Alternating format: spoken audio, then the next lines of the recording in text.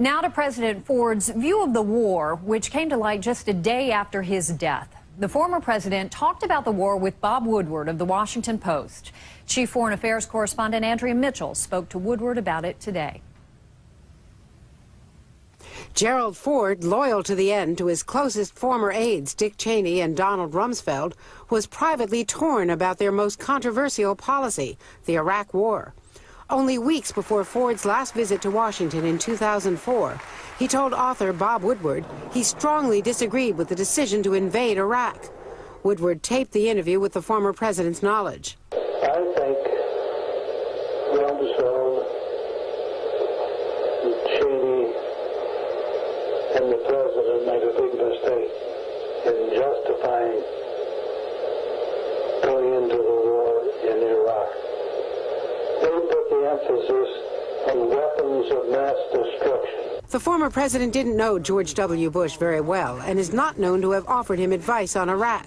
But he told Woodward, and I just don't think we should go hellfire damnation around the globe freeing people unless it is directly related to our own national security. Today, Woodward told NBC News that Ford was emphatic and knew the interview would be used after his death. He wouldn't have done it. It was not a necessary war in his view, and he criticized the justifications that Bush and his team gave for launching the war. In criticizing these decisions, he was criticizing two people who were his protégés. That's right. He said that Cheney, great chief of staff when he had worked for Ford in the White House in the 70s, but said he had turned pugnacious, was the word he used. Pugnacious? Pugnacious, a fighter.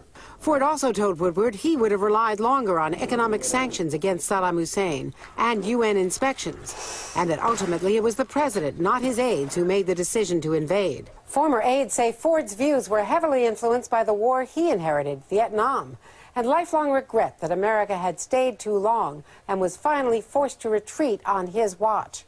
Andrea Mitchell, NBC News, Washington.